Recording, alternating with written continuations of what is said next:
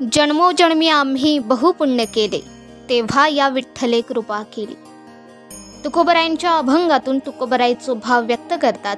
मानवी जीवनाच्या धन्यतेकरता ज्याच्या भावाची उत्पत्ती भगवत कृपेने मानवी अंतकरणामध्ये होण्याची शक्यता असते, त्या सर्व भावांची गोळाबेरीज म्हणजे तुकाराम महाराज।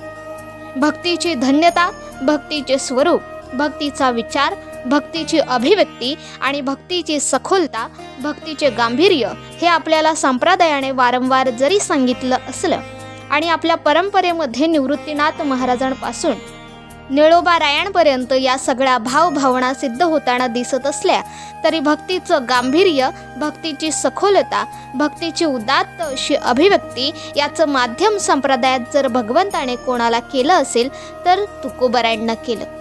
आपण आजपर्यंत असंख्य मंदिरं पाहिली असतील, भगवंताचे मंदिर, संत मंदिर, समाधी मंदिर, प्रेम मंदिर। आज आपण पाहणार आहोत जगद्गुरु संत श्रेष्ठ श्री तुकाराम महाराजांचं गाथा मंदिर। भक्ती ते नमन, वैराग्य तो त्याग, भक्ती ज्ञान वैराग्य याने ओथंबलेली संत तुकोबरायांची अभंगवाणी आणि या अभंगाचा महामेरू म्हणजेच तुकोबरायांचं गाथा मंदिर। तुका जरी सहज बोले वाणी, त्याचे घरी वेदांत वाहे पाणी।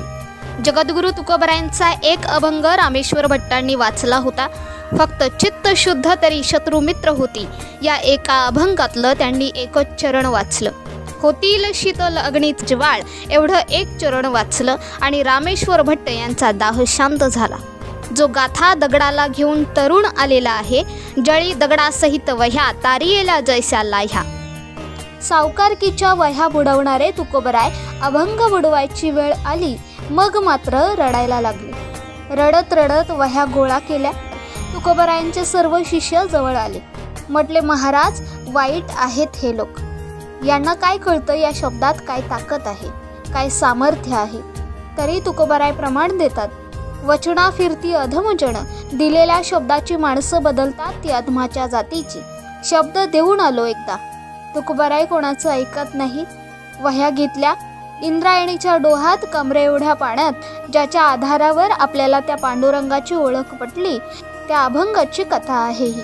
त्या तुकोबरायांचे वारसदार आहोत आपण। या अभंगाकरता तुकोबरायांना किती कष्ट झाले। मस्तक लावलं वह्यांना, देवा या वाणीचा तू स्वीकार कर, आणि सोडून दिला। इंद्रायणीच्या काठावर उपोषण मांडलं तुकोबरायांनी। चूल पेटली नव्हती तुकोबरायांच्या घरात। 13-14 दिवसांचा कालावधी गेला, तेव्हा एक दिवस मंगळवेळ पहाटेची पांडुरंग बाळ मूर्ती गाय गोपाळ सांगाती येऊन या प्रीती समचरणी छोटीशी बाळ मूर्ती तुकोबरायांच्या समोर आली। कोरड्या वह्या तुकोबरायांच्या स्वाधीन केल्या। निर्गुण निराकार असणारा परमात्मा तुकोबरायांच्या अभंगात किती सामर्थ्य आहे हे जगाला कळण्यासाठी सगुण साकार झाला।